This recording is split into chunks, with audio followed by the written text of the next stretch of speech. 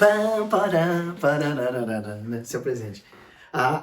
Bem, eu sou Ezio Magalhães, sou palhaço desde... Na verdade, eu sou palhaço desde 91. Assim, eu tenho uma entrevista num jornal que é muito engraçada, que tem lá, para Ezio, o palhaço joga com o próprio erro.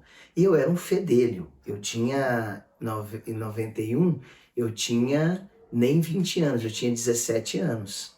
Entende assim? E eu não, foi a primeira vez que a gente fez um trabalho de teatro de rua com Fernando Limoeiro e Fernando Linares, lá em Belo Horizonte. E era rua. E eu passei um vermelhinho no nariz. Então, assim, por causa do meu personagem, eu passei um vermelhinho no nariz. Meio passei um bebum e tal, porque o cara que eu tava imitando, ele tinha um nariz meio vermelhinho, avermelhado. Porque a gente imitava personagens, eu imitava um cara, um guarda de um banco. Então, enfim, isso tudo para responder que eu sou, tô falando do cara do guarda do banco, mas tudo bem. Eu criei um personagem para esse espetáculo de rua, que era um soldado de branco, baseado muito em mimeses e depois pegando a mimeses e extrapolando para pelo exagero, chegar no ridículo daquela figura. Então, foi um processo muito legal, mas era o comecinho do teatro, para mim, né? Então, ali, eu acho que eu acho que eu, sem querer, eu mexi no palhaço, eu toquei no palhaço. Mas eu comecei a trabalhar mesmo, de fato, com palhaço só em 95, porque eu trabalhei um pouco com animação de festa, mas aí não era exatamente, para mim, palhaço. Era meio monitoria, de cuidar de menino dos outros, era uma coisa mais... Recreação. Recreação. Porque não era, de fato, você botava roupa de palhaço, meio você se fantasiava, era assim que a gente falava, a tua fantasia tá aqui. E trabalhava numa empresa. Então, e não gostava do trabalho, porque era esquisito, ganhava pouco, era um negócio muito ruim, assim. Aí, parei e falei, vou me afastar disso de palhaço, não pensei que fosse outra coisa. Depois, então eu fiz esses cursos em Belo Horizonte, curso com o pessoal do La Pista 4, foi o primeiro grupo que me tocou muito, era um grupo de teatro que trabalhava com acrobacias. Umas cadeiras e tal, um trabalho muito relacional, muito de máscara também, e me encantei. Depois conheci o WC, que eram também dois mímicos da Argentina, Walter e Carlos, por isso que era WC, né? E muito legal, assim, aí fiz com eles de novo um curso de palhaço e me apaixonei pela linguagem. Para mim, muito por conta por conta do jogo, que eu, na verdade, naquele tempo eu nem sabia que era o jogo. Mas é porque eu só fui entender isso depois, né? Porque essa palavra, o jogo, para mim, por mais que eu tivesse ouvido, que eu não acho que ela não tenha aparecido na minha vida antes, mas por mais que eu tivesse ouvido, ela para mim não tinha um significado tão grande que ela tem hoje, né? Dentro do trabalho. Ah, então, enfim, palhaço desde 91, mas eu marco mesmo desde 95, né? Mas já trabalhava, por exemplo, 94 foi um tempo muito forte, que eu trabalhei com o Manu Bolsinhas, um amigo de EAD, porque eu saí de Belo Horizonte e vim para fazer a EAD na USP. Então eu fiz a Escola de Arte Dramática na USP e ali eu tive uma formação paralela, que é, na verdade, o que eu faço até hoje, né? Eu até falei isso uma vez pro Miguel, meu filho, que eu falo, filho, teve a formação oficial, que são coisas que às vezes você nem quer fazer, mas essa é a formação oficial. Você vai ter um diploma, por quê? Porque você estudou isso, essa formação vai te dar uma base. Essa formação paralela é o que foi a minha base pro trabalho da minha vida, assim, a paixão da minha vida.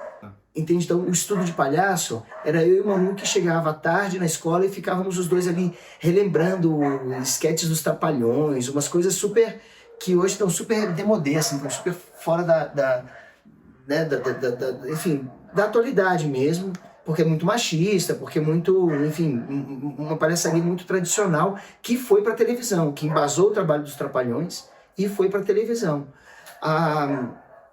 E a gente fazia esquetes ótimas também, da cadeira, né, de um querer derrubar o outro, que o La Mínima depois fez essa sketch, eles fazem, que é muito legal, que é isso, um tenta enganar o outro, que o palhaço sempre cai. Sabe?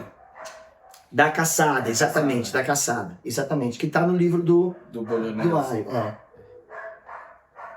Então, a gente foi remontando umas coisas na cabeça, né, as coisas dos jogos de palavra, enfim, a gente foi pegando tudo isso de orelha e foi montando algumas coisas. Aí em 95, a gente começou a trabalhar, aí sim, remunerado, num projeto que a gente ganhou lá em Diadema. Aí a gente trabalhava na periferia de Diadema com palhaçaria, algumas coisas de circo, que eu sempre tive um pezinho no circo, assim, do estudo das técnicas e tudo mais. E agora, mais do que nunca, assim, eu sou mais reconhecido no circo, porque o palhaço, às vezes eu mando coisa para teatro e é circo, entende? Assim, tem o circo do Só Eu, mas o circo do Só Eu, por exemplo, eu fiz o Pintor primeiro. Na verdade, meu primeiro espetáculo de palhaço, espetáculo mesmo, foi a Julieta.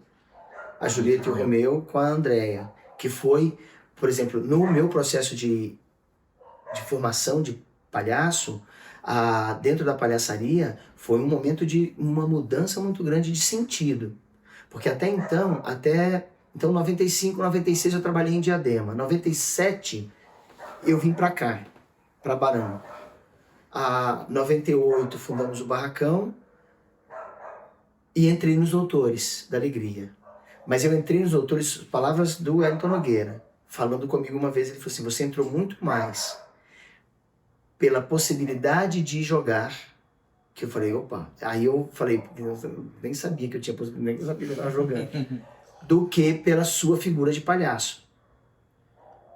E eu lembro, no meu teste nos Doutores foi um fiasco, assim, eu lembro que eu comecei a fazer o teste, era uma coisa meio... Eu nem lembro o que era, qualquer coisa que eu fale aqui já é meio eu inventando.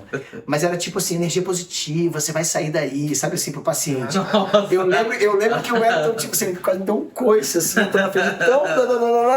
ele veio, ele me deu uma tirada de cena que eu falei, nossa, reprovei pesado, porque foi um coice, assim, né?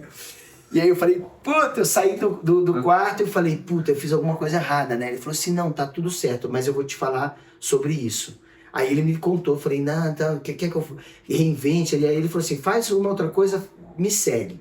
Aí eu fui seguindo ele. Aí ele levantava as bolas, enfim, aí a gente foi jogando. Só que eu fiquei cagado, né? Eu falei, puta, né? Fiz coisa errada, não vou passar nesse negócio. Passei. Aí, aqui, uma primeira mudança importante para mim foi Palhaço no Hospital. Porque para mim era sempre muito circo. Entende? Assim, muito espalhafatoso, muito... Que é uma coisa que eu acho que tem que ter. Assim, o palhaço... Porque eu aprendi isso depois com o Tchaikovsky, né? O Tchaikovsky falava uma coisa para mim que era, você precisa ser mais agressivo na rua. E eu não entendia muito bem o que era a agressividade, que também eu fui entender depois, que não se referia exatamente a uma agressividade, mas a uma proatividade um pouco mais propositiva. Então, por exemplo, porque o palhaço era muito frágil para a rua, entende? Eu vinha da Julieta e o Romeu, que era assim, a Andréia, a Mafalda é que fazia tudo, os Abobrinho estavam ali só quietinho. Né? Meio, assim, eu nem tinha muita fala, entende? Assim, a Andréia que falava bastante, e eu ficava ali só, falava um pouquinho. Claro, isso foi se recheando, mas enfim, era uma figura muito fraca, muito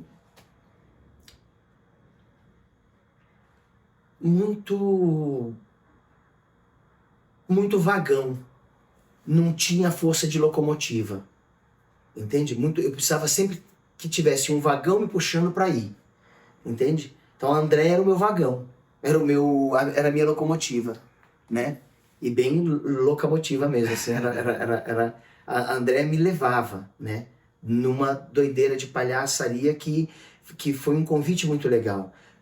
E com a Sue Morrison foi que eu entendi. Então a primeira mudança para mim grande foi a dimensão, redimensionar o trabalho para o hospital.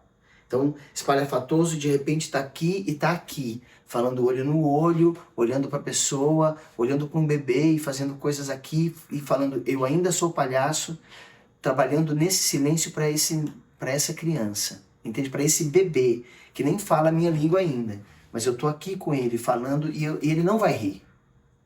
Eu não quero que esse moleque, essa moleca ria, entende? Mas eu quero eu quero interagir com ela. Então, esse movimento foi um primeiro movimento muito importante, que foi onde os abobrim, que ainda era abobrinha, então ele nasceu como abobrinha, né? Porque ele nasceu, uma fruta no quintal, eu era uma semente. Era um boneco que virava através do nariz, que era uma semente de fruta, ele virava, ele ganhava vida. Era uma coisa meio pinoquesca, assim, né? E era o abobrinha. Muito falastrão, falava abobrinha, pensava abobrinha, então tinha essa coisa com a fruta, o legume, abobrinha. Nos doutores, eu me transformei em doutor Abobrinha. E aí eu precisei mudar de nome, justamente porque já tinha o doutor Abobrinha, que era o Pascoal da Conceição, com o doutor Abobrinha do Castelo Rá-Tim-Bum. Como ele era muito mais famoso, as pessoas falavam, te vi na televisão. Eu falava, não sou eu, né? Então criava um conflito e eu tive que mudar de nome. Então, mudando de nome, nos doutores eu também mudei a voz do palhaço. Passou aí por um processo muito importante. Por essa figura da qual falava o Wellington no começo, essa figura um pouco histriônica, um pouco fora, um pouco externa, e a necessidade de falar por 6 horas na máscara do palhaço, entende? Das 9 às 4. Então, assim, é muito tempo, entende? Assim, e aí das 9 às 4, no intervalinho de almoço, mas você tá ali falando o tempo todo. No almoço você não para também, mesmo que você tire o nariz, a gente que... Tá ativado. Tá ativado, porque as pessoas, tudo bem, você tá sem nariz, então o nariz tá no teu bolso, mas a pessoa olha e você, entende assim? Então tem uma coisa que é que foi muito importante para mim na minha trajetória, esse encontro com a voz, que partiu daquela voz esquisita para uma voz mais humanizada no sentido de respirar a voz. Então, pensando mesmo numa sanfona, assim, um fole que joga ao ar, né? Então, através da respiração, eu fui encontrando uma voz que não é essa, entende? Mas não era aquela voz muito arlequinada, assim, muito... porque eu já tinha tido contato também, então na minha apresentação faltou isso. A máscara também foi um elemento super importante na minha trajetória. Essa foi a minha formação paralela. O estudo da máscara, o estudo do palhaço. Ou melhor, o estudo do palhaço e o estudo da máscara. Porque, embora eu tenha conhecido a máscara antes e depois o palhaço, eu acho que aquele momento que eu toquei o palhaço em 91 foi onde eu quis continuar. E ali naquele espetáculo eu encontrei elementos tanto da máscara quanto do palhaço. Figuras, tipos fixos, máscara, e a questão do ridículo, o palhaço. Essa formação paralela, então, um momento importante, doutores, mudança de voz, mudança de nome. Um segundo momento importante, o encontro com a Sue Morrison, que aí foi de fato uma girada de chave muito profunda. Porque daí eu vi, aliás, até a Naomi está fazendo hoje um vídeo sobre o Palhaço Sagrado, né? Sim, pois é. Hoje lá no Lume. No Lume, mas enfim. Que foi quando eu vi que a palhaçaria, ela também tinha um conteúdo anárquico, social e sagrado. Porque o processo com a Sue Morrison, ele é um processo completamente xamânico. Entende? Assim, é um negócio que você fala... Por exemplo, eu tenho as 2 máscaras, que o curso era Called Through the Mask, né?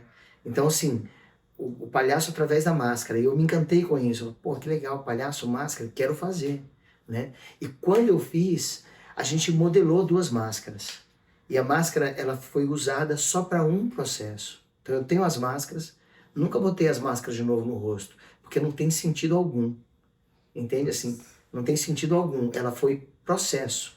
Então, essas máscaras até tem que dar uma invernizada nessa para não Se perder, não né? bichar, mas são máscaras que são máscaras de duas direções opostas, norte e sul, né?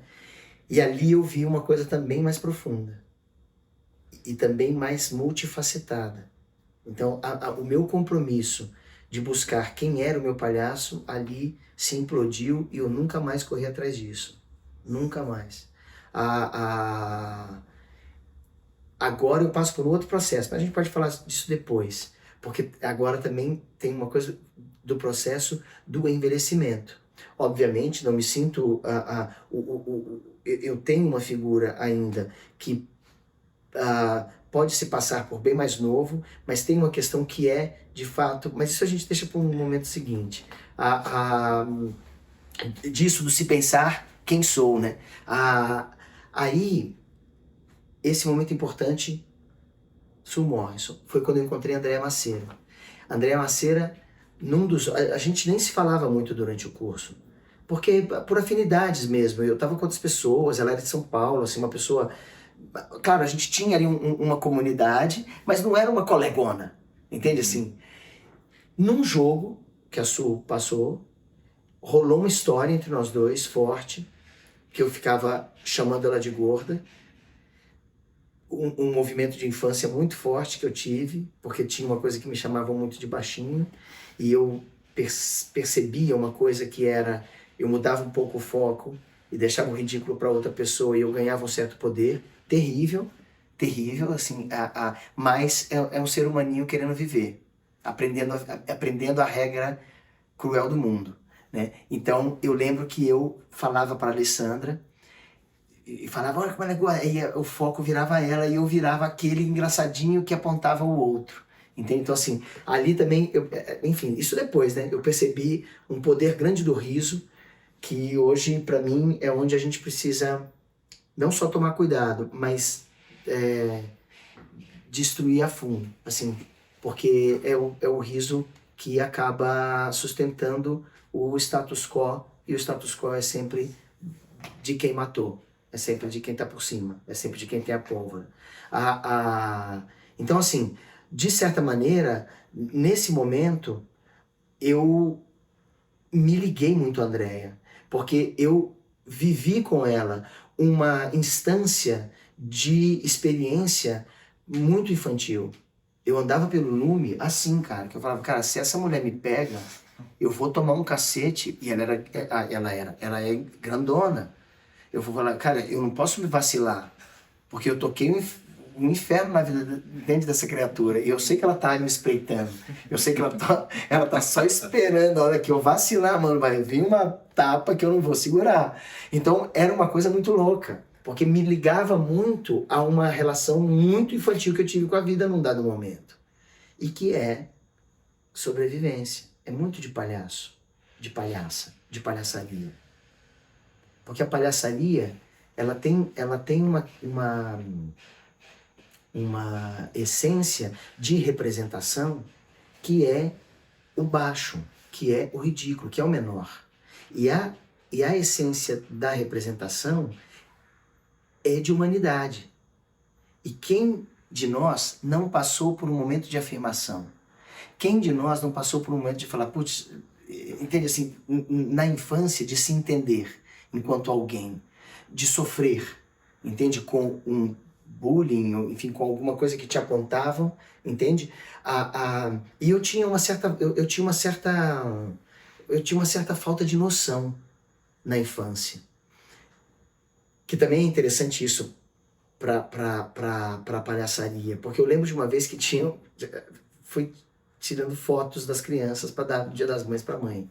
Eu lembro do Frederico, então eu era muito gozador, porque isso era o que me fazia sair ao baixinho, entende? Eu arrumava um escudo que era, puta, eu preciso ser o legal, Então eu arrumava umas coisas. Então eu lembro quando chegou as fotos, eu fiquei botando uma maior pilha na galera. Galera, o Frederico tá muito engraçado, o Frederico é muito ridículo. Não falava ridículo, mas enfim, ele tá muito engraçado, o Frederico. E é uma pilha e outra pilha.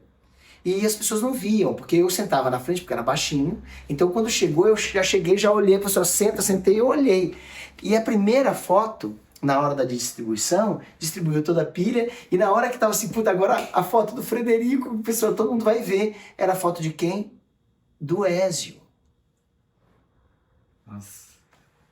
Assim, eu lembro que ela levantou a foto, e eu fiquei assim, ó, e a galera, meu, a foto é dele! E eu ficava assim, falava, como assim? Como assim? O que aconteceu, entendeu? Assim, como eu vi o outro, que loucura, né? Então, enfim, porque eu lembro que o Frederico e eu éramos muito loirinhos, assim, cabelo bem lourinho. E eu acho que eu confundo, enfim, eu não entendi nada. Eu sei que eu fiquei com aquela foto morrendo de vergonha de dar aquela foto à minha mãe, e assim, falando, caraca, né? Assim, que coisa doida. Então, essa essência de representação, ela é humana, nesse lugar que é do querer ser, do querer estar. Entende? Eu quero estar com o grupo. Então o meu passaporte para o grupo é ser esse cara, então é aqui que eu vou ficar. Porque quando eles me chamavam de baixinho, eu me sentia só. Entende? Eu me sentia sozinho, era muito difícil, assim. O que eu fazia? Fazia a Alessandra se sentir só, né? Ou seja, sem saber o que eu estava fazendo, né? Mas enfim, então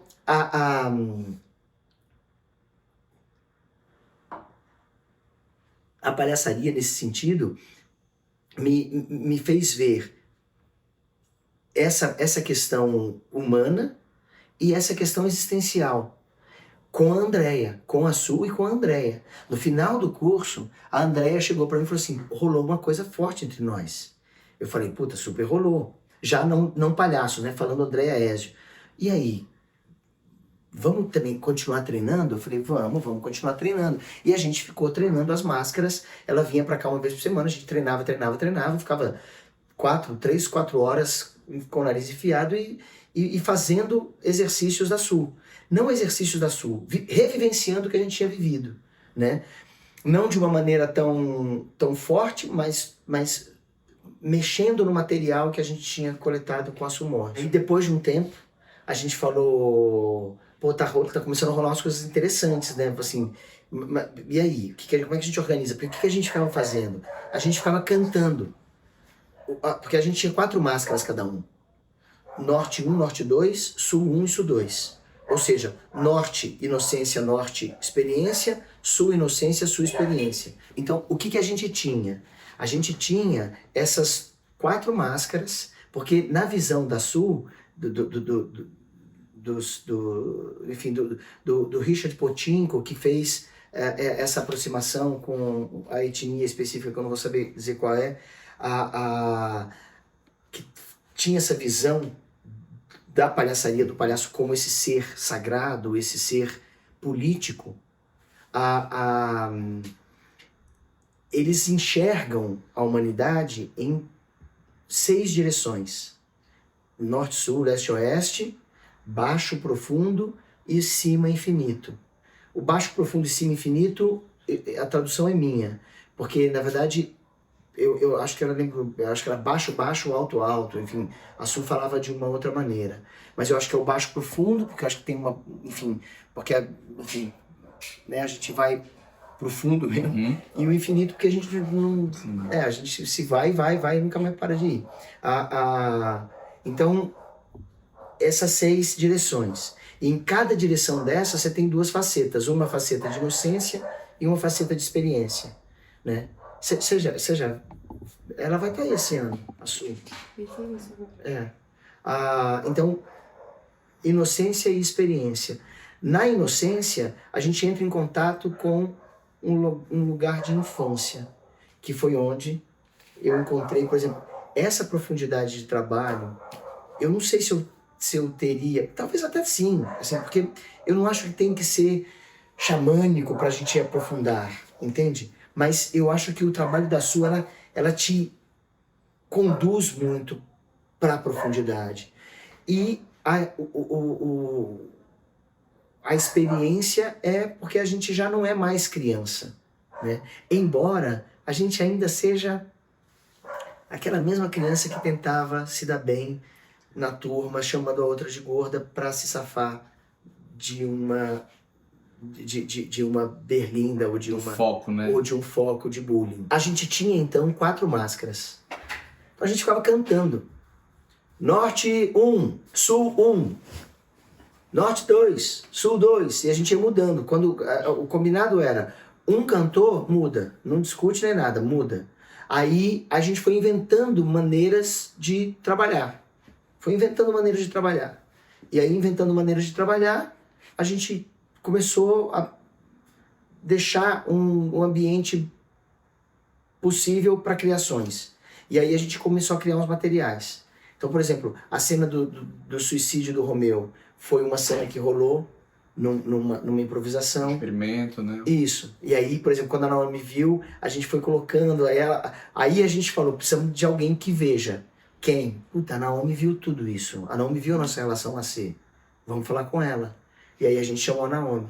Aí a Naomi viu, acompanhou os ensaios. Num dado momento, a gente organizou, fez um pequeno número que era Romeu e Julieta. Na verdade, eu acho que já chamava a Julieta e o Romeu. Porque já tinha isso. Vamos apresentar a Julieta e o Romeu. Já tinha o nome. E aí a Naomi foi conduzindo.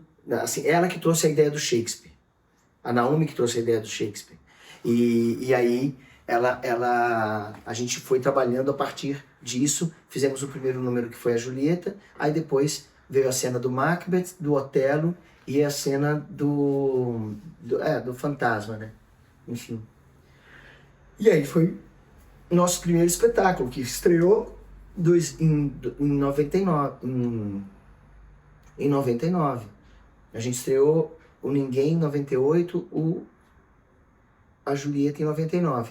E em 2000 eu fiz o Pintor, que foi o meu primeiro solo, né? Então, assim, tem uma mudança aqui muito forte mesmo, de visão do palhaço. Em 99 ou 90 ou 2000, eu fiz um outro curso muito importante, que foi um curso com o André Riossarcé, que era ou é ainda diretor do Le Nouveau-Né, um grupo da França de palhaço. E nesse curso a gente trabalhou, né, com ele e com o Patrick, que é um músico. Então, foi nesse momento que, por exemplo, eu tava treinando sanfona, tadinha, que eu toco na sanfona uma música, não consegui, enfim, me dedicar a ela o tanto que ela precisava, ou que eu precisasse me dedicar para ela, né?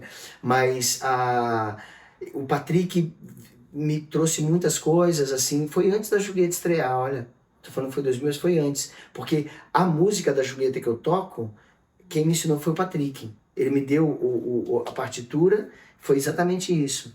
E aí, nesse curso, ali eu entendi umas coisas importantes, muito a ver com Lecoq, com esse trabalho da máscara e do palhaço. Então, ali foi quando eu tive coragem de dizer, eu tenho talvez um pequenino arcabouço que eu posso montar um curso. Curso. Entende porque eu falo, eu tô vindo das máscaras, eu tô trabalhando com as máscaras desde, enfim, na verdade desde 95, 96 eu estava trabalhando com as máscaras. A gente trabalhou em 95 com a Tiche, lá na EAD, 95 com a Tiche lá na EAD.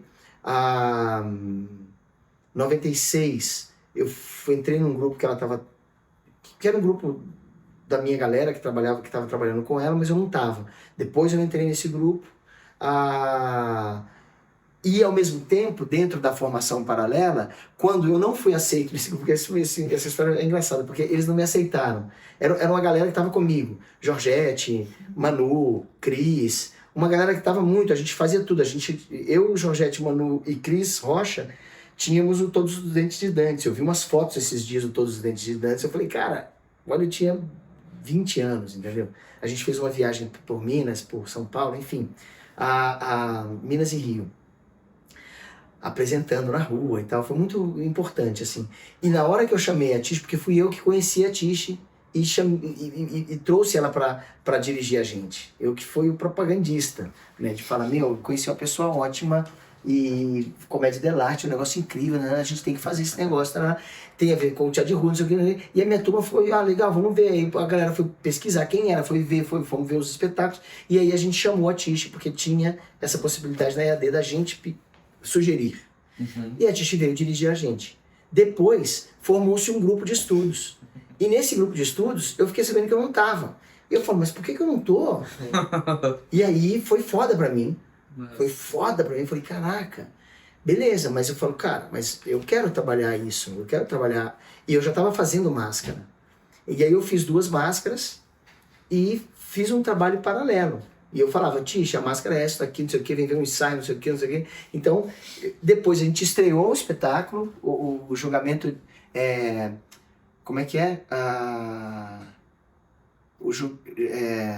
Oh meu Deus, o julgamento de um cabra macho, que era, como é que era o nome, caramba? Peleja de Anjos, ou o julgamento de um cabra macho. Peleja de Anjos, porque era Lúcifer e Gabriel querendo que o Lampião fosse para um lado para o outro. Bem a história popularzona, né? Enfim. E aí a gente pegou alguns contos de cordel, fez uma brincadeira com isso e tudo. Máscara, palhaço, humor, enfim, rua.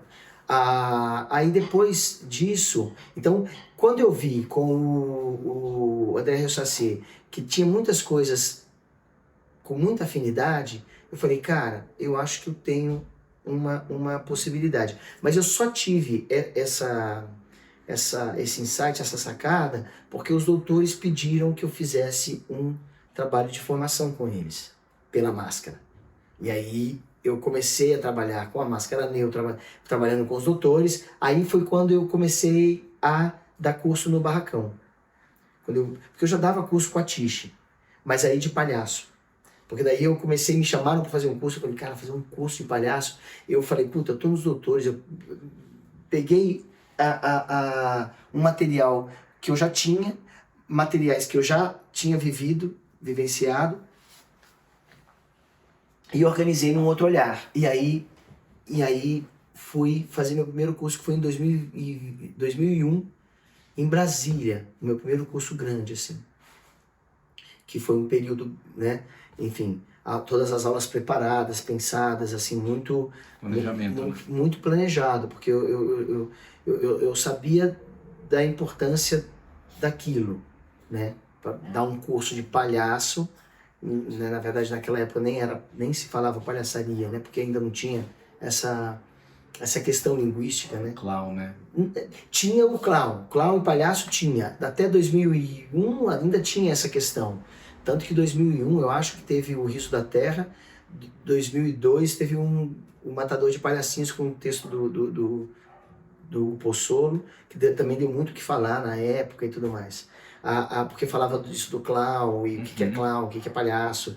E eu nunca fui muito disso, assim, eu nunca tive muito essa distinção. Mas, se é clown ou se é palhaço. Entende? Nos doutores, a gente sempre falava clown, porque a gente sabia que isso dava um requinte pro médico.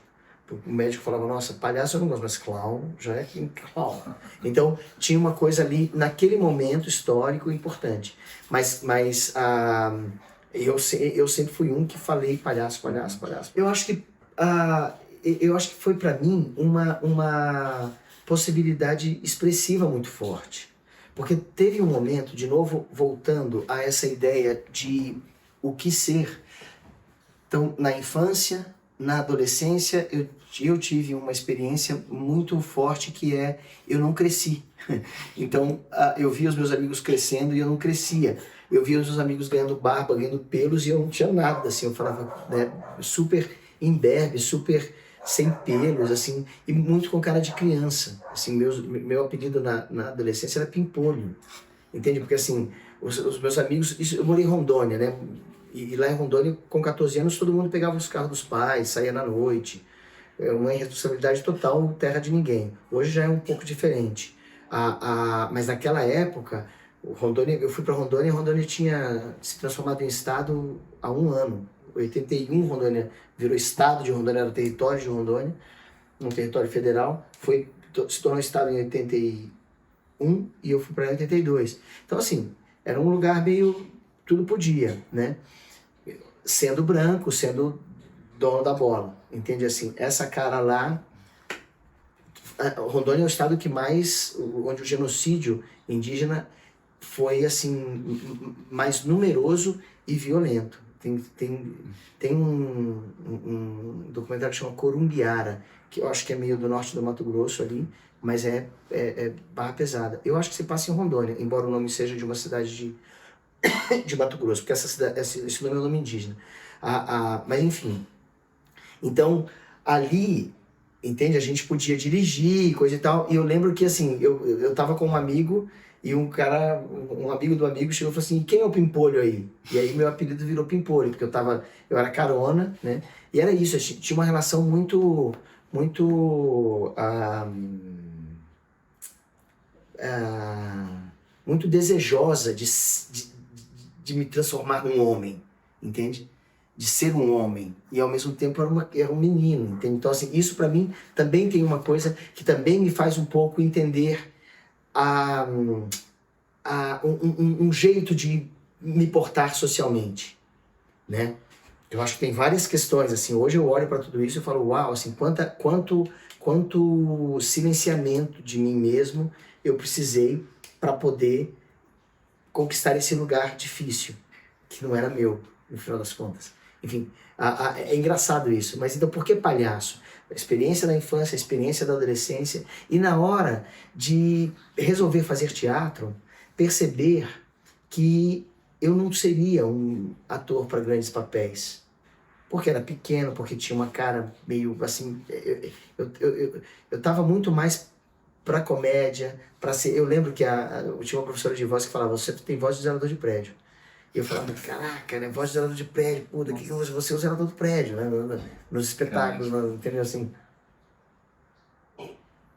E a EAD é uma escola que forma atores para o mercado. Então muita gente vai para televisão, muita gente vai para o teatrão, assim. Então é uma escola que eu falava, cara, os papéis que eu ganhei na escola nunca foram papéis de protagonismo.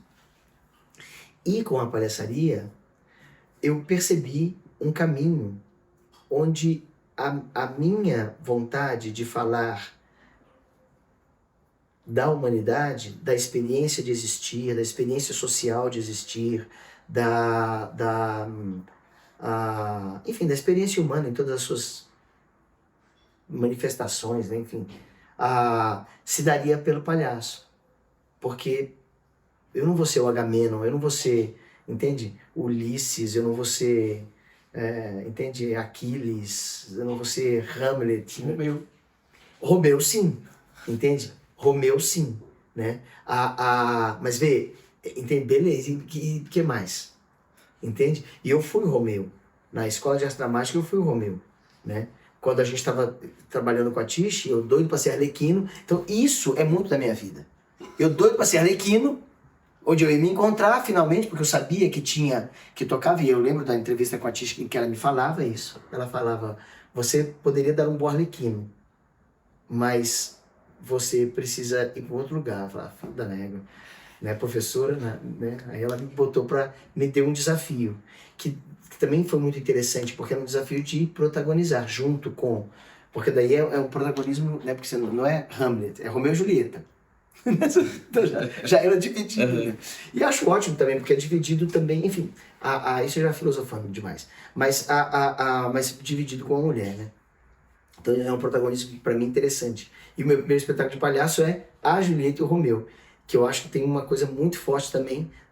A gente conversou muito sobre isso também, sobre o espetáculo ser um espetáculo muito feminista, embora, enfim, criado dentro de um universo completamente machista, da palhaçaria há 30 anos atrás, há 20 anos atrás, 25 anos atrás. Aí,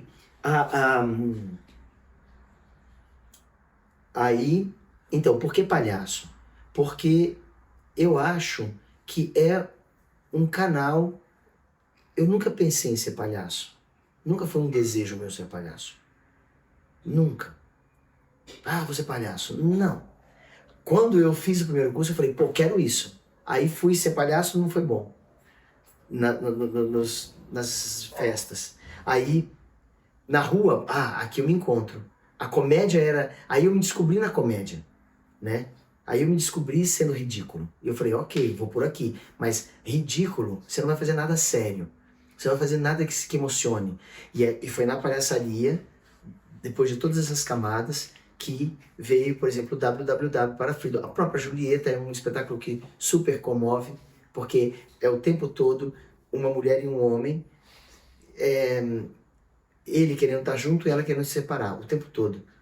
Ela precisando dele, mas querendo se separar. Ela precisando dele, querendo se separar. E ele amando ela, querendo e admirando ela. Querendo mais que tudo estar com ela. Então, aqui tem uma coisa muito importante, que foi descobrir a possibilidade de tocar o outro pela palhaçaria. Aí aqui eu digo, agora eu me encontrei. Aí o pintor, mesma coisa, o pintor também. É uma coisa engraçada, porque assim, o pintor tem morte. Julieta, de certa maneira, tem separação e tem um momento de quase morte. O pintor tem morte. O circo, não. O circo foi entre o pintor e o WW. O circo não tem. O circo é bem circo, uma experiência de circo. Então, não é morte. Vamos falar de coisa... O circo é outra coisa. Aí, depois do circo, o WW. Aí o WW também, morte, guerra, né? Então tem uma coisa assim também que eu acho que, porque palhaço talvez seja me servindo de uma visão do Roberto Benigni, talvez seja para poder falar da tragédia humana, entende? É o meu único passaporte para poder falar da tragédia humana, é o palhaço, entende? Porque o Roberto Benigni tem uma fala, eu lembro que eu li essa fala numa entrevista e escrevi essa fala no caderno. Esse caderno, eu sei onde está o caderno, mas onde está, não sei se ranquei aquela folha, não sei o que foi, mas enfim, era uma coisa que dizia isso. Só o palhaço, né, a palhaça, só a elas é dado a possibilidade de ir no mais profundo inferno humano. Porque ela sabe sair de lá, a palhaça, o palhaço, sabe sair de lá, entende? Ela não sucumbe ao inferno. A tragédia, sim, você entra e você vai. E ali você fica. Entende? Por 7 gerações, aquela híbris te condena ainda a pagar por aquilo, né? Na 7ª geração vindoura. Então, assim, a tragédia, ela, ela, ela, eu não tenho esse convite. Porque eu não tenho, enfim, physique de rôle, mas eu não tenho estofo. Entende? Eu não sou uma figura trágica, porque eu não sou algo importante. Entende? Para a palhaçaria, ser baixo, ser pequeno, ser careca, é ridículo, é baixo, dele eu rio. Então aqui eu encontro o meu convite para falar da tragédia humana. E talvez eu tenha falado isso a primeira vez aqui contigo, mas pensando isso, porque palhaço, nunca tinha falado isso, mas ou tinha falado isso de outras maneiras, né? Mas eu acho que sim, eu acho que para falar da condição humana, da tragédia humana, né? Enfim. E por que professor? Aí é uma coisa que eu tenho me dado conta agora de uma coisa que eu sempre quis ser, professor. Porque na escola, e aqui também tem uma coisa muito importante que eu acho que tem a ver com palhaçaria, que é uma experiência muito forte para mim na adolescência. Sofrendo um pouco com o baixinho, baixinho, baixinho, uma vez um professor de matemática, o Chico, queridaço, eu adorava matemática, e era muito bom em matemática. E o Chico me viu meio triste. Ele falou, quem foi, Giga? Que você tá? O que você tem? E eu falei assim, nada não. Não, Giga, você tem algum problema. Você tem algum problema que eu sei. O que foi? Me conta, eu quero saber. Aí eu falei, a pessoa tá aí, deixa jogar, porque no basquete ele me escolhe, não sei o quê, blá, blá, blá, blá, blá. Aí ele falou, para com isso. Você não é baixinho. Por que eu te chamo de Giga?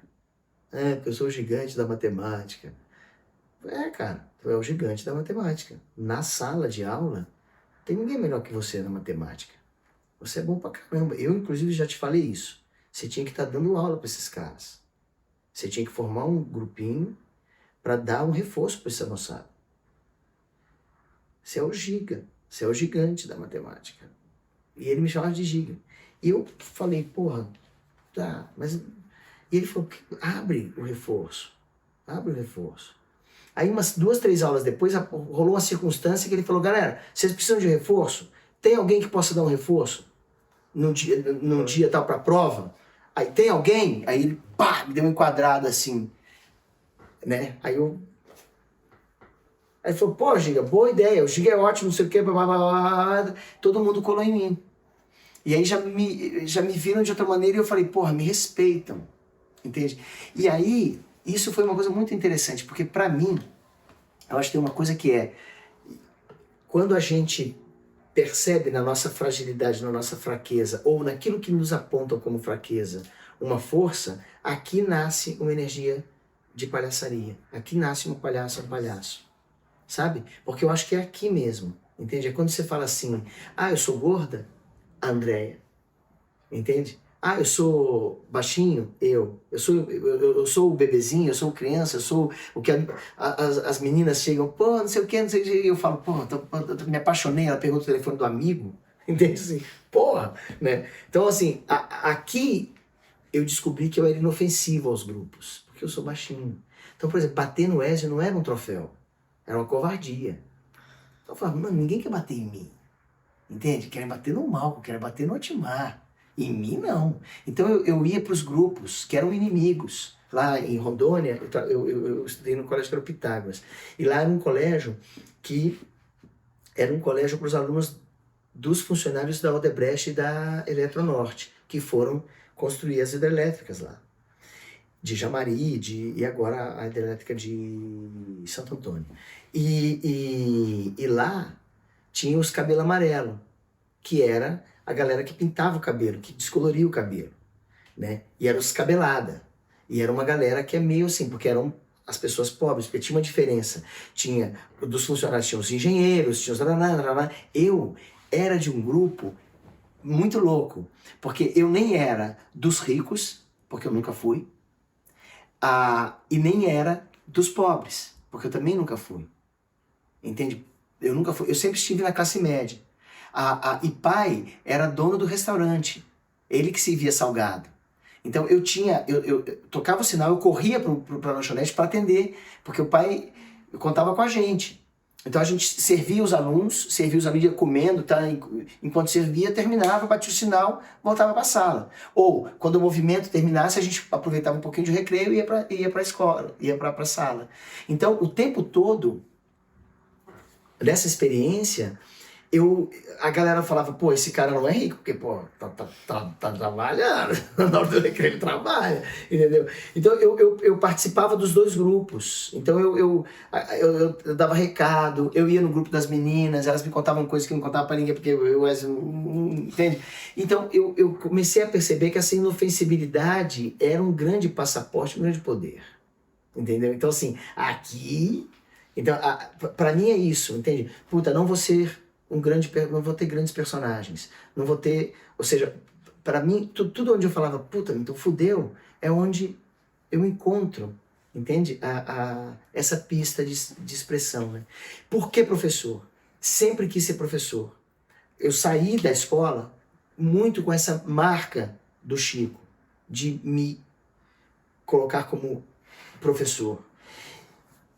E eu gostei de ensinar, né?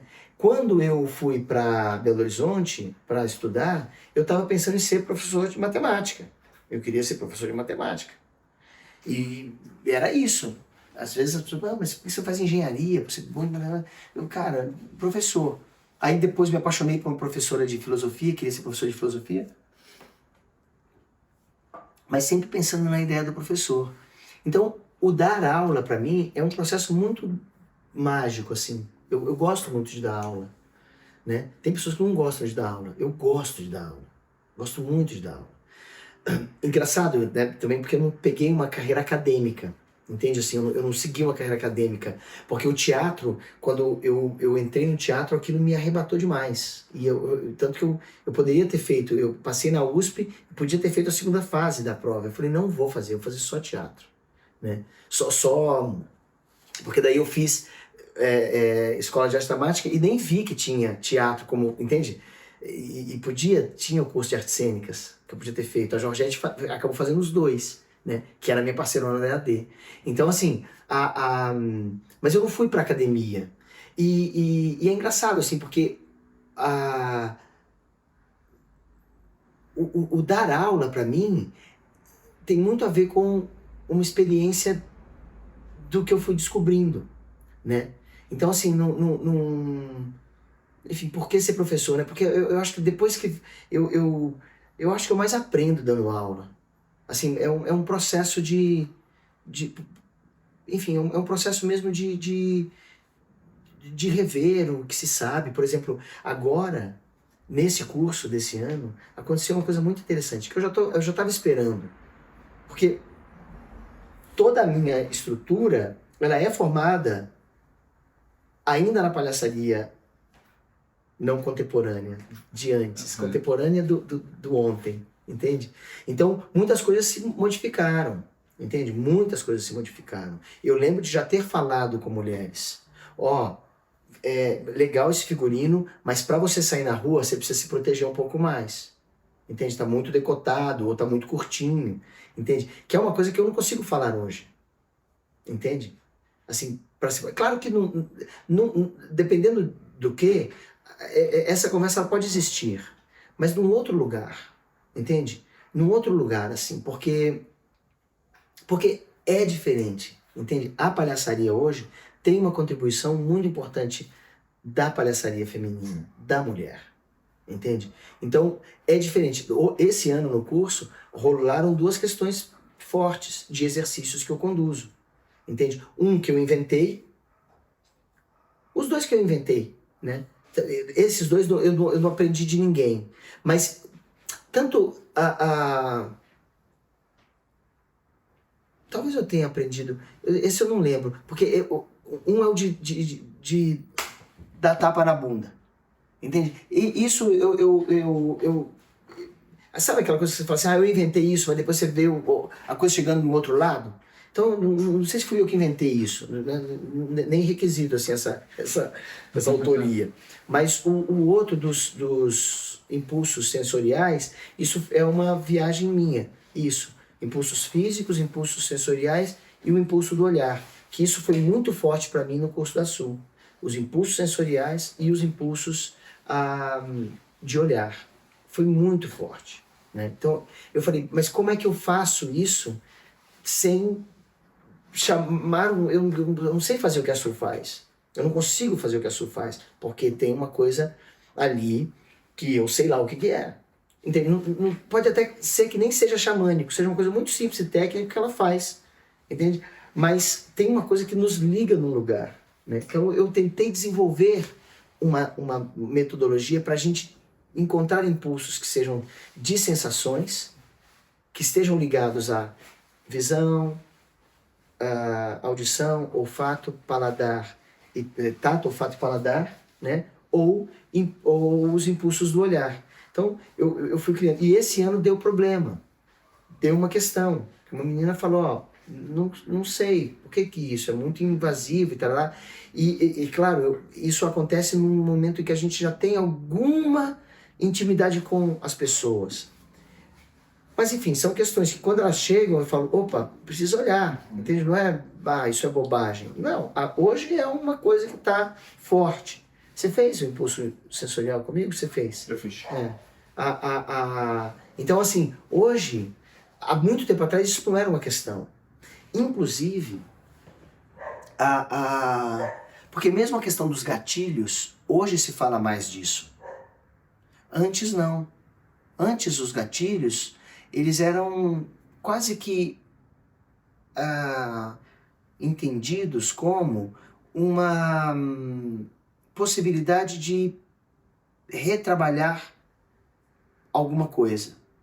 Dentro do mundo artístico, até buscando uma certa cura, mas do mundo artístico também pensando bem em Stanislavski, uma memória emotiva de um abuso, de um bullying, enfim, entende? Isso para mim foi super importante. Por exemplo, vivenciar com a Andrea a possibilidade de ser presa, entende? De estar ligado assim no 220, Medo, né? com muito medo de tomar uma porrada. Eu falei, cara, ela pode me bater com um caibro, velho. Ela pode me bater com um pedaço de pau. Porque entende? Eu não conhecia, não sabia quem era a Andrea. Entendeu? Assim, para dizer, seguro, ela sabe teatro, coisa é coisa. A gente estava num lugar onde eu era o diabo. Entendeu? Assim, eu era uma criança infernal. E eu falo, cara, posso tomar um cacete. Então, enfim, essa possibilidade do gatilho, ou seja, aquele medo, ele era muito real para mim. Entende? Ele era muito real. Então, assim, é louco assim a gente pensar, é muito interessante, assim, eu não tenho nenhuma visão fechada sobre isso. Em princípio, sempre para mim quando tem dor, eu escuto quem dói. Hoje, dando aula, eu não toco em ninguém sem antes conversar. Dizer, gente, tudo bem, tem exercícios que a gente vai estar trabalhando e às vezes é muito mais potente encostar em você do que dizer para você acessar, não sei o quê. Tudo bem, se tem algum problema, não tem problema ter problema. Eu posso tocar em você com um bastão. Eu não preciso tocar em você com o meu dedo. Eu posso tocar com um bastão. Se ainda assim tiver problema, eu vou ter que dar um jeito de me comunicar com você. Entende assim? Porque não é um problema. Entende? Porque, por exemplo, eu lembro, na minha época, eu lembro que eu tomei um tapa na cara de um professor. Não porque ele queria me dar um tapa na cara. Entende? Era uma coisa assim, teatro, pá! Eu tomei um tapão. Entende? Eu lembro que assim, eu tomei um tapão, ele me olhou, já levou outro na hora. Assim, foi pá, tum, pá, assim. E tudo bem, seguiu a aula. Que era um professor maravilhoso, assim. Que pegava, se ele tava falando, ele pegava no peito de um, pegava no saco do outro. E eu lembro, uma vez foi no meu assim, sabe assim, teatro, a gente, isso aqui é material, é o nosso corpo. Então ele desacralizava um pouco, assim, e ao mesmo tempo sem... num lugar muito... Eu nunca me senti desrespeitado. Eu tomei um tapa na cara, ele pegou no meu saco, entende assim, né? Pegou no meu pinto, enfim, da Paty, pegou no peito da Paty, e ela também, não sei se, assim, não era uma coisa, mas também era outro tempo, entende? Assim, hoje tem uma coisa que é outra história, né? Então isso do corpo do outro, né, também é uma coisa que há que se respeitar, entende? Eu lembro uma vez aconteceu comigo, entende? Que numa brincadeira entre palhaços e palhaças, eu toquei no peito de uma menina, mas muito assim, meio... Aquilo foi muito ruim, entende? Assim, não foi dando aula, isso foi entre amigos, assim. E foi muito ruim, assim, e para ela, e eu... Num primeiro momento era meio, não, aí, assim, demorou a cair a ficha, entende? Porque é justamente essa transição, entende? E assim, para mim, é muito importante, por exemplo, hoje eu digo, é preciso ouvir, porque é essa questão do quem tem a pólvora conta a história, né? Do quem tem o poder, né? Quem impôs conta, né? Quem sublevou, né? Quem oprimiu conta a história, né? Então, assim, por isso que é interessante a gente perceber hoje a risada da mulher, entende? Porque imagina dar poder para uma mulher rir do tamanho do meu pau. Que perigo, entende? Entende assim? Então tem um poder que queria se manter, tinha sentido, entende? Não estou defendendo aquilo, tá? Não estou dizendo que aquilo, mas assim, eu entendo a ignorância que gera isso, entende? Mas discordo dela, entende? Então assim, é interessante, porque eu hoje quando eu vejo a King Kong Fran, eu falo, cara, que doideira, que doideira. Eu falo dela muito porque pra mim ela é um exemplo muito forte dessa reviravolta que a gente tinha tanto medo de ver. A gente, homens, talvez homens brancos e tudo mais, né? Enfim, então... Perfeito. Aí, assim, Edson, eu queria te perguntar, né? A gente tá falando de palhaçaria, por que palhaço, por que professor. Te perguntar pra ti, o que é um professor palhaço, ou um professor de palhaçaria, ou um bom professor de palhaçaria? Cara, eu não sei se eu sei definir isso, porque eu acho que assim como a palhaçaria, ela é muito diversa, ela é muito ampla. Então, assim, tem palhaço que usa sapato grande, tem palhaça que nem usa maquiagem, tem palhaça que vai falar da sua dor profunda, tem palhaça que não quer nem mexer com dor, tem palhaço que, entende assim, é muito distinto, porque é muito singular. E isso é a maravilha da máscara do palhaço. Porque, embora seja máscara, representação de coletividade, ela tem um paradoxo intrínseco, que é a coletividade que ela representa é a singularidade dos perdedores, é a singularidade dos que morrem, a nossa singularidade, entende? Né? Nós somos perdedores porque a gente morre, entende? Assim, a gente perde o outro, então é a singularidade, mas o ridículo dessa singularidade, entende? Então isso é muito interessante. Então, difícil falar o que é um professor, porque, por exemplo, André Rosacé, um puta professor para mim, a Sue Morrison, uma baita professora, uma professora de, entende assim, aí, Luiz Carlos Vasconcelos, que nunca me deu aula. Ricardo Pussetti, que nunca me deu aula. Léo Bassi, que já me deu aula, mas assim, ele nunca foi um mestre daí. Entende? Assim, eu não tenho a mesma relação. Por exemplo, o Leris Colombaione, com quem eu já trabalhei, mas o Leris, eu nunca fiz um processo com ele onde ele me ensinou a ser palhaço. Entende? Ele me ensinou a ser palhaço no espetáculo que a gente tinha que fazer, que ele dirigia, entende? E que eu era o palhaço. Então, assim,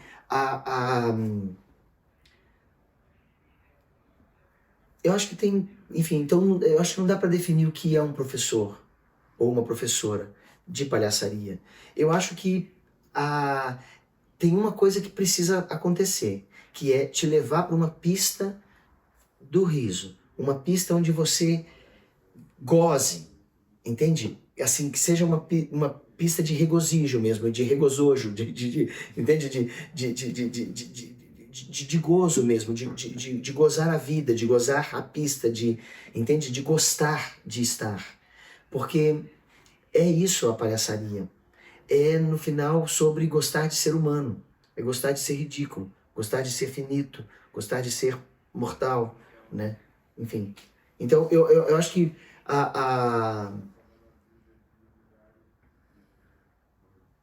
porque mesmo quando eu tento definir, entende? Assim, eu mesmo já passo um pé em mim mesmo.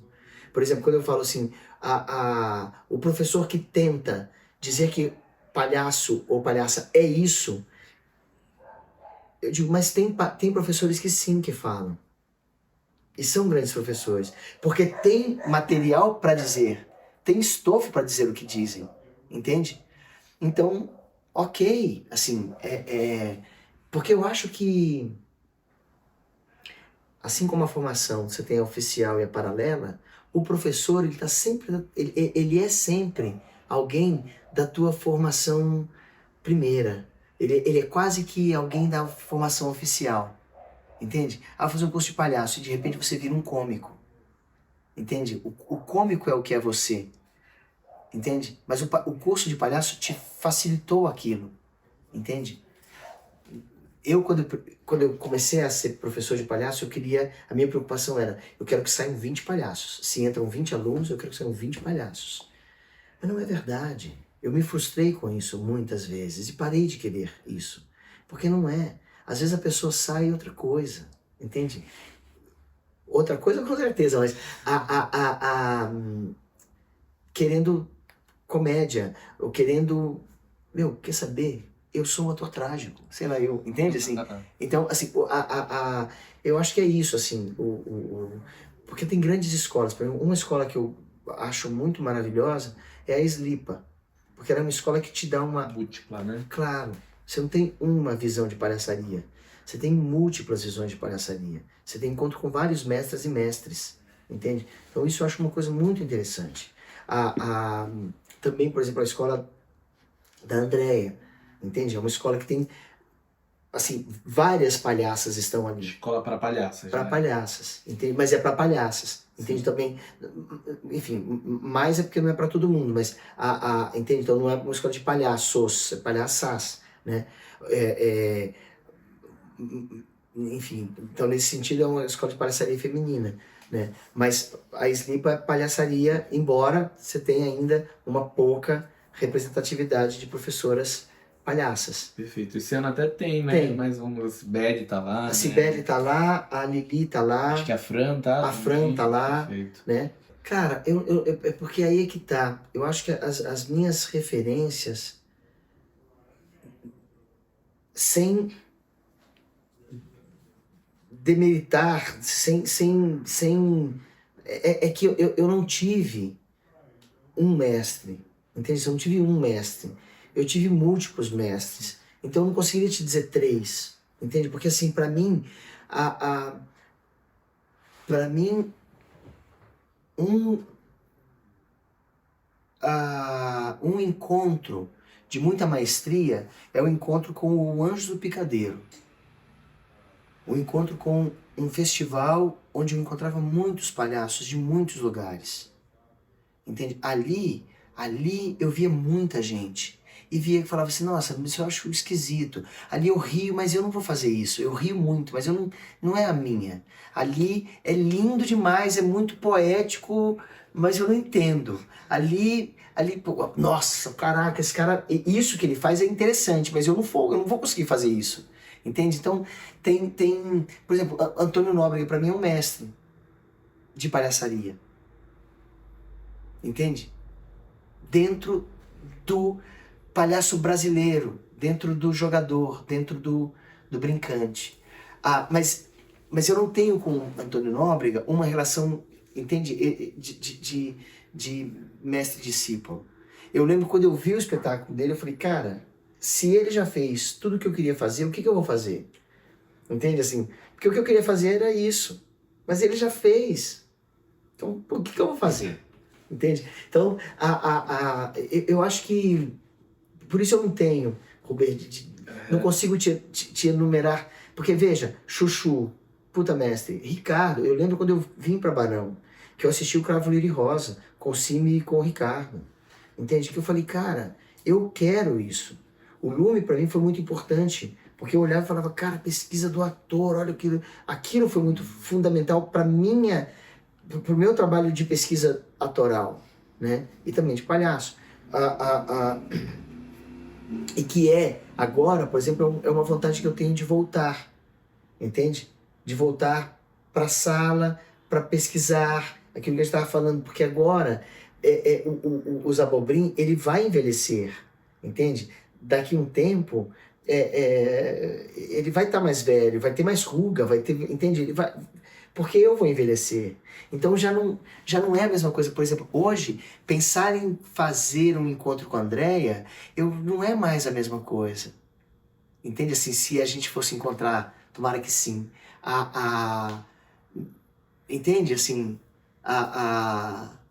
mas também se a gente não fosse encontrar, também tudo bem, porque a gente se ama muito, são relações fortes demais, né? Mas então como envelhecer? Né? Assim, né? Enfim, Não, essa é uma questão. A Gard Hunter, super pra mim. Entendeu? Referências A também. Gard é uma puta referência, porque ela é muito teatral. É de onde eu venho, entende? É de onde eu venho. Consegue identificar, né? Muito, né? Aí eu vou te fazer uma pergunta agora, que ela tá, assim, quando eu comecei a pesquisar, comecei a estudar, se via muito sobre os tipos, né? Os tipos de palhaço, aí a gente fala dos mais conhecidos, né? Do Branco, do Augusto, aí a gente vai aprofundando, vai vendo. Aí hoje em dia a gente já tá num momento que tem várias linhas de comicidade, que não necessariamente tipos, mas a gente enxerga no jogo de alguns palhaços algumas características, né? Sim. Então eu sinto que hoje em dia já é muito mais amplo, mas se tu, olhando pro teu palhaço, pro teu trabalho, pra tua pesquisa, tu consideras que os Zabobri têm algum estilo, tem alguma característica, uma linha de comicidade? Tu já fala que tem uma coisa bem teatral, né? Mas além disso... assim. É, porque, por exemplo, eu nasci muito com a figura do palhaço do Augusto dentro do jogo.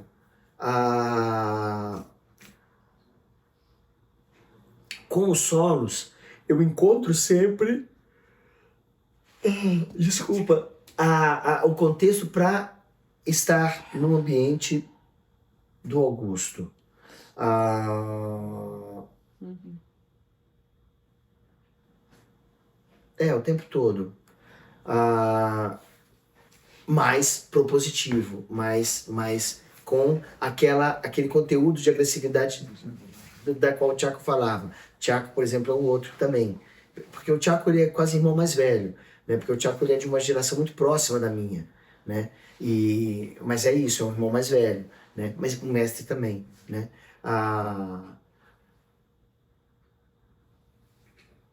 Então, uma linha, eu não sei, porque eu não sei, assim...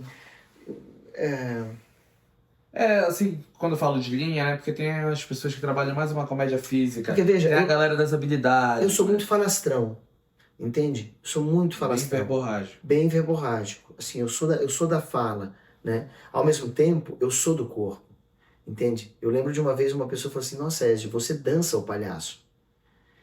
E pra mim, aí, quando ela falou isso, eu falei assim, olha, então eu vou te contar um segredo, né? Que pra mim, o palhaço o tempo todo, a palhaça, enfim, essa figura da palhaçaria, ela dança os seus estados. Ela dança a alegria, ela dança a tristeza, ela dança o entusiasmo, ela dança a euforia, ela dança a frustração, ela dança. O tempo todo a gente está dançando a música que toca na nossa cabeça, né?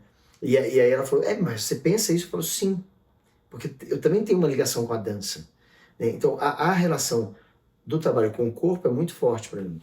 Roberto, tem vários jogos que eles sempre se repetem.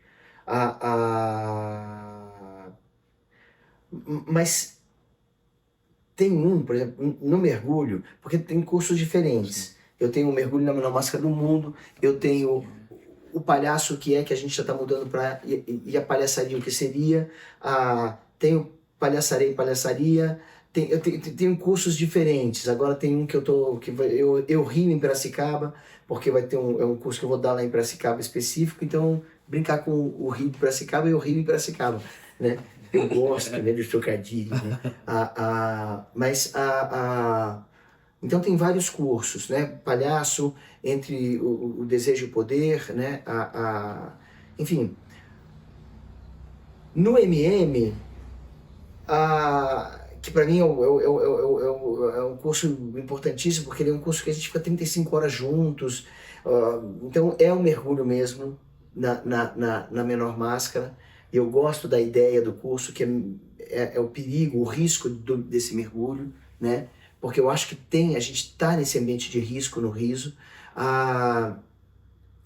E para mim tem um que assim, é muito raro que eu substitua esse jogo, que é o jogo da experiência e o da inocência. Para mim, eles são muito importantes, porque mesmo que a gente não tenha porque como faz muito sentido para mim, isso que a Su fala, isso que a Su traz, por uma visão que não é da Su, por uma visão que é aí fazendo a devida reverência, né, e agradecimento aos ancestrais que trouxeram isso da terra, né, de pele vermelha, né, de pele indígena, né.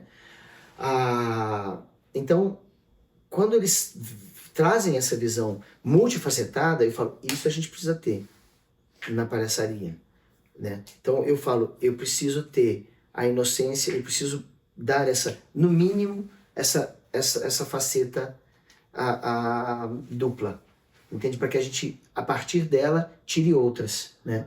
Então, eu vou trabalhando também, buscando encontrar essas outras facetas, sempre no sentido de imitar a natureza. Então, água, terra, fogo, ar, ou seja, os elementos, animais, mas esses dois, inocência e experiência, eu sempre faço.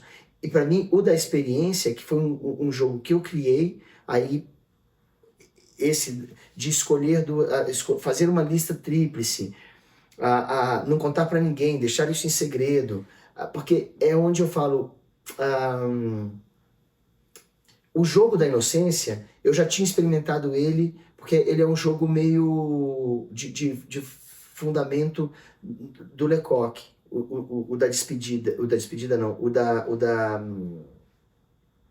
da Casa da Infância. É um jogo tradicional de teatro, inclusive, mas que é usado e eu fiz esse exercício com a Su, numa outra profundidade. O que eu faço é uma viagem até a infância, até a sua casa de infância. Eu fiz esse exercício na escola de arte dramática com o Fernando Lucchesi, numa aula, numa cadeira que era mímica, e fiz uma outra vez com a Su Morrison, numa outra profundidade. A gente não ia exatamente, eu acho que a gente não chegava nem a ir para casa da infância, mas a gente voltava para a infância. Era uma regressão muito louca. Eu lembro quando eu abri o olho, eu não conseguia ver a Pamela, entende? Eu via, entende assim, obviamente eu estou fantasiando, imersivo, né? mas era uma coisa muito louca, assim, porque a minha relação com aquelas pessoas, eu não conseguia ver o Abel, a Lili, o Pepe, entende? Que foram os meus colegas, o Valdo, eu não conseguia ver as pessoas como pessoas. Aí a experiência com a Su, a gente fazia um jogo que também tem um fundamento meio lecoquiano, que é o jogo de deixar alguém no porto, que também fiz com o Fernando Lucchesi na EAD, que é uma despedida a uma pessoa que você ama muito, que recebeu uma carta e que vai agora para uma despedida. E você vai deixá-la no porto e o navio vai e você não sabe quando ele encontra e quando não. No mundo globalizado, eu acho que, por exemplo, para falar para a juventude hoje, eu acho quase como assim, no Tinder, o Insta da pessoa. Nesse momento eu criei esse outro jogo, porque também esse jogo da infância, hoje em dia, ele é muito sofrido às vezes. Tem pessoas que vão para lugares que eu não acho ruim. Porque eu falo, né, o palhaço, a tragédia humana. Então, eu não acho ruim, mas eu acho que precisa ter uma boa passagem de volta. Entende? Porque às vezes a pessoa nem vai. Porque é interessante isso, assim, o que eu vejo hoje é um certo medo de ir. Entendeu? Eu sinto que na época que eu fazia teatro, aprendia, a coisa de, vamos se perder nessa parada era muito mais fácil de baixar a guarda e deixar. Hoje tem uma coisa um pouco eu não sei o quanto que isso é bom ou que é ruim, mas tem um pouco um receio de perder controle. A gente também vive num mundo muito doentio, assim, tanto que a gente tem muita ansiedade, muita depressão. Mas enfim, deixa eu voltar para a questão, porque eu tergiversei um pouco. Mas, para mim, esse trabalho, ele é um pouco mais concreto. Tu vai tomar um pé na bunda, entende? E a reação disso, e o nome é pé na bunda. Entende? Porque eu tenho, se você me pergunta de novo, né, ou tentando responder, a linha da palhaçaria é popular. A minha linha de palhaçaria brasileiro. É popular, brazuca total. Entende? Pode ser físico, mas é brincante. Pode ser verborrágico, isso é da palhaçaria, você vai ver Nordeste, qualquer lugar, mas o Ceará é impressionante. Eu estava lá agora, vi o Museu do Chico Anísio. É impressionante, né? Enfim, então eu acho muito brazuca e muito popular. Muito popular. Popular. Então, do mesmo jeito, pé na bunda é popular. Tomou um pé na bunda, entrou com a bunda, entrou com o pé. A gente sabe o que a gente tá falando. E todo mundo sabe. Puta, dessa vez foi com a bunda. Puta, então tá foda. Então eu sei que é mais foda. Você entrar com o pé é um pouco mais fácil. É foda, mas é um pouco mais fácil, porque é você que deu... Entende? Entrar com a bunda é sempre mais difícil. Então, assim, tem uma coisa que para mim, tem essa linhagem popular. Então, esse exercício, ele pra mim tem muito a ver com isso. Entende? Então, 3 nomes, segredo. Porque é segredo quem eu amo. É segredo. Entende? Ninguém sabe quem de fato eu amo. Ninguém sabe se eu tô casado por interesse, se eu tô casado por... Entende? Se eu tô casado... Claro, hoje é um pouco mais difícil, assim, o casado por interesse, né? Mas antes era muito, né? Assim, puta, casou porque me obrigaram, porque... Mas a minha paixão era não sei quem, né? Então, é segredo. Então, tem um momento que você tem que escolher para quem que você vai se declarar. Pro primeiro, pro segundo ou pro terceiro. De repente você fala, meu, acho que o segundo e o terceiro e o primeiro não vão querer me abraçar. Então eu vou pro terceiro. E vai dizer pro terceiro, entendeu? Aí depois disso, porque é muito legal, o jogo também foi mudando, né? Não, eu lembro da minha experiência com o jogo, assim, é justamente isso da... Tu tem esses 3 números, tu tá na expectativa de que o teu primeiro também te escolha por primeiro, né? Que tu seja o número 1 dele. E tu vai lá de corpo e alma pra esse momento. E talvez não, tu leve o pé na bunda, ou talvez não dê certo. Exato. Mas eu lembro que além disso, tinha uma outra indicação que é... Você também pode se declarar pra alguém que já abraçou, que tá Exato. E a pessoa vai ter que dar o pé na bunda dessa outra pessoa. E aí, eu lembro que isso era pra mim assim, que eu lembro que eu fui pra minha pessoa número 1, ela me abraçou, mas em algum momento veio uma pessoa e eu totalmente ameaçado, meu Deus, eu não acredito.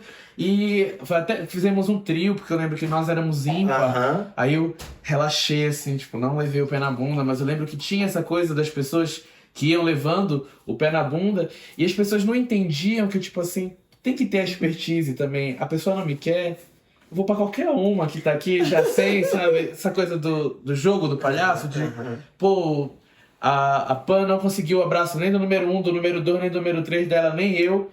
Ela é a minha número 1, agora você sempre foi. Exato, porque eu tenho um segredo. Tem esse jogo. É muito legal. Assim, é um jogo que eu tenho um carinho. A derrota, né? Exato. Porque, vê, é bobo.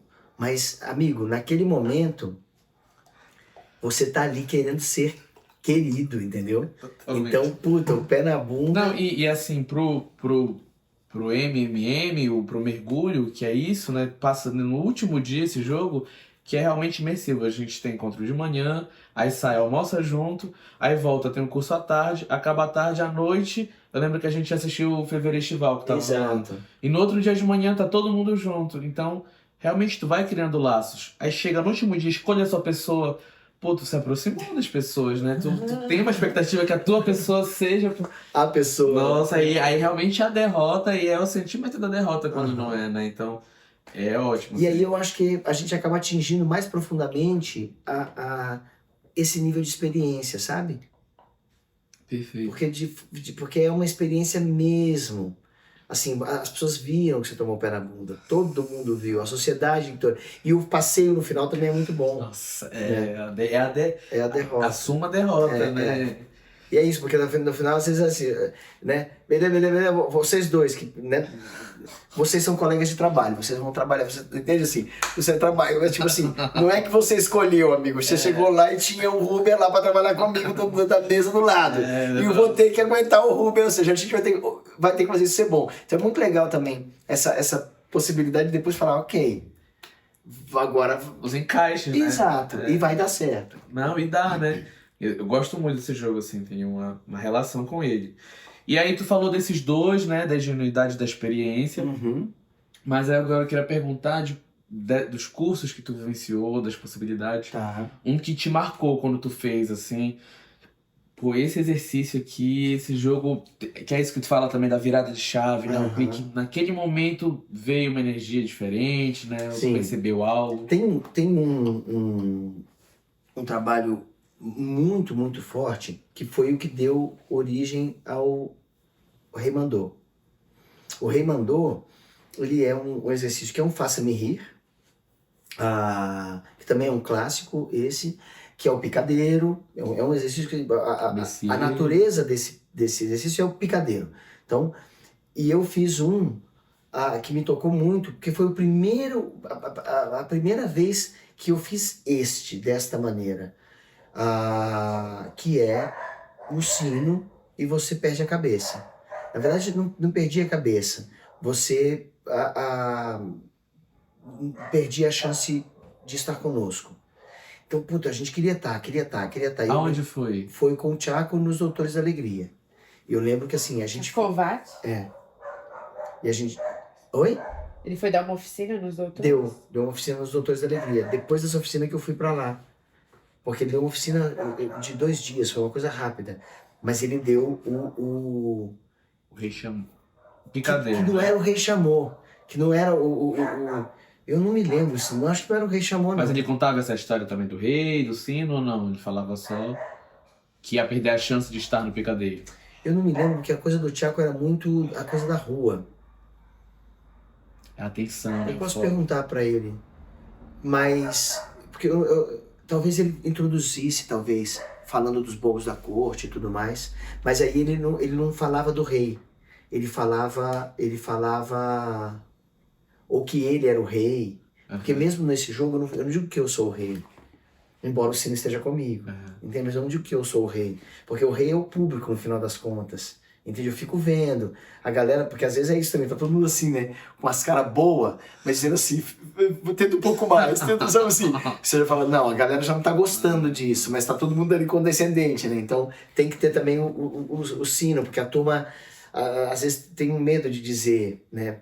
Porque, porra, também vai estar lá. Então, assim, tem um medo não por covardia ou não por... Sim, eu lembro, assim, muito forte desse jogo que os palhaços iam e faziam seus materiais, né? E, assim, os materiais já eram tão materiais desde que não atingiam a gente, mas eu lembro de um rapaz que era músico aqui de Barão que foi fazer, ele estava experimentando o palhaço, e aí ele tentou qualquer coisa, não deu certo, tocou a primeira, tocou a segunda, quando foi tocar a terceira, ele entrou num estado de desespero.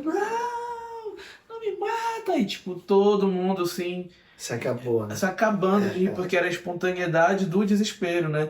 Lembra que ele correu, subiu no mezanino, ele se apoiava assim, não! E a gente desce daí. E é assim, louco, né? Que é isso, ele não tinha material, ele tava só sim. desesperado, né? Assim, É. Essa coisa do exercício. Então, esse, por exemplo, foi um exercício que me tocou muito. E que foi um mesmo picadeiro que me fez apaixonar-me pela palhaçaria. Com o Lapista 4, ou com o Walter, ou com o WC. Que eu lembro que, de repente, eu estava andando numa corda bamba, cantando o hino nacional, equilibrando um prato, tudo fictício. Mas fazendo milhões de coisas assim, e era muito legal. Porque a galera... entende? Eu lembro que ele falava assim, mas e o prato? Aí eu já tinha esquecido o prato. E aquilo fazia... E acrescentando, né? Exato. Então, assim, para mim, essa questão assim, desse jogo, né, com a plateia, do jogo do Faça-me Rir, é importante. Mas para mim, porque esse contexto todo do Rei Mandou, de ser um coletivo de bobos da corte que estão ali, e de repente o rei chamou, né? O rei chamou, alguém tem que ir, né? E quem diz o rei chamou é quem vai. Então, assim, todo mundo se juntar, fala, mano, vai e protege a tua cabeça. O cara sair, o cara voltar, fazer o exercício e no final, o corredor polonês, se ele perdeu, chute na bunda, se ele perdeu, todo mundo exaltando, o nariz vermelho como um curativo. Então, são, digamos, liturgias que eu fui aprendendo, entende? Por exemplo, esse do curativo, que é um nariz de couro que eu tenho feião, assim, que parece um bandeidão, assim, um negócio feio pra cacete. Põe na cara dele, aquela pessoa vai toda cagada, toda satisfeita com aquele nariz torto, cruzando de novo aquele corredor polonês que já não tá mais batendo ou enaltecendo, ou, enfim, né? Tá simplesmente olhando, né? Então, são misturas, né? Aí, assim, essa eu não te avisei que eu ia perguntar, na verdade, eu lembrei agora. Essa é a pergunta boa. É a bônus, né? Pra gente fechar essa entrevista. É, se tu pudesse dar um conselho pra quem tá querendo ser palhaço, tá começando, quer pesquisar, um conselho. Te diverte. Porque... Porque não tem outro jeito. Mesmo que a tua diversão seja sofrida.